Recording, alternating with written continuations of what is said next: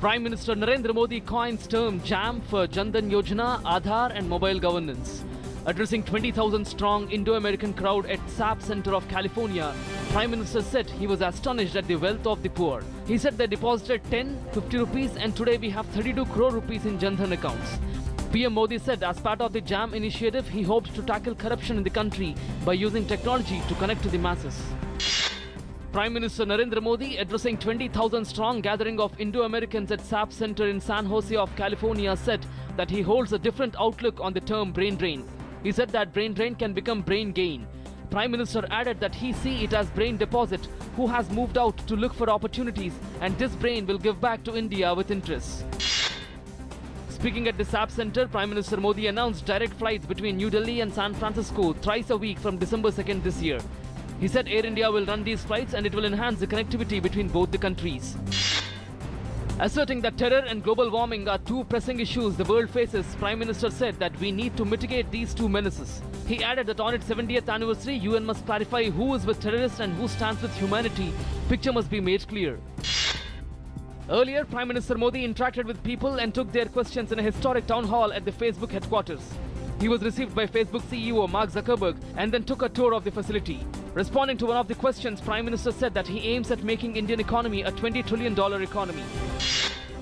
PSLV C-30 rocket was today successfully lifted off with India's first space-borne astronomical observatory from ISRO's Satish Dhawan Space Center at Sriharikota. The observatory, titled AstroSat, is said to be placed in a low Earth orbit by the rocket. The success of the mission makes India the fourth country to have launched the astronomical satellite after USA, European Union and Japan. Himachal Pradesh Chief Minister Veerbhadra Singh moved Delhi court on Monday seeking a copy of the FIR lodged by the CBI against him in an alleged disproportionate assets case. The CBI had conducted raids at Singh's Shimla and Delhi houses last week. In the first ever merger of two regulators, over 60-year-old Forward Markets Commission FMC merged with the younger but much bigger capital markets watchdog SEBI to create a unified regulatory body today. Whole-time member Rajiv Kumar Agarwal to oversee commodities market regulation in merged entity. Brokers, others in commodity segment will be regulated on par with peers in equity markets.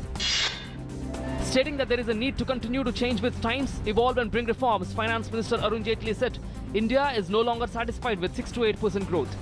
He said FMC merger will bring convergence, widen size and scope of markets. Jaitley also said SEBI must ensure commodities trading is free of speculation. Economic Affairs Secretary Shaktikanta Das said government is committed to unleash reforms in various sectors. He said the draft of GST bill is ready to be presented before Parliament. He also said steps are being taken to revive domestic demand. However, steps can't be taken only through fiscal stimulus. Russian President Vladimir Putin has called for a regional coordinating structure against Islamic State militants.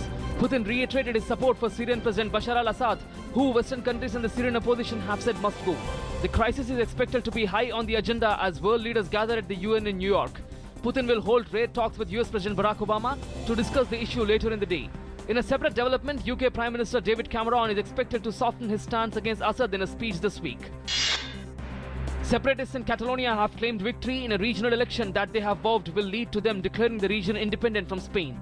Official results with 90% of the votes counted indicated Masses Pro-Independence Alliance will hold an absolute majority in the regional parliament if it teams up with the radical left-wing pro-independence group CUP.